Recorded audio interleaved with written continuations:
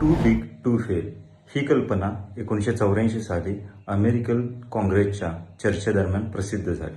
कारण का तर त्यावेळच्या अमेरिकेच्या काही महत्त्वाच्या बँका प्रॉब्लेममध्ये आल्या आणि त्यांच्या प्रॉब्लेममध्ये येण्यामुळं अखंड अर्थव्यवस्था प्रॉब्लेममध्ये आली असती. तर त्यांना सहाय्यता करण्यासाठी त्यावेळी अमेरिकन काँग्रेसमध्ये चर्चा झाली आणि त्यांना सहाय्यता करण्यात आली. यासाठीचे निकष वापरले गेले.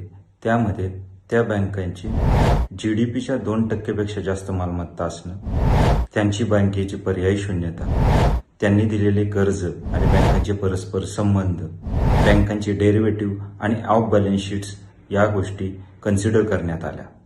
यानुसार भारतामध्ये 3 बँकांची नावं या लिस्टमध्ये घेण्यात आली. पहिली आहे स्टेट बँक, दुसरी HDFC बँक आणि तिसरी आहे ICICI बँक. जर तुमचं खातं या 3 बँकांमध्ये असेल तर तुम्ही निश्चिंत राहा.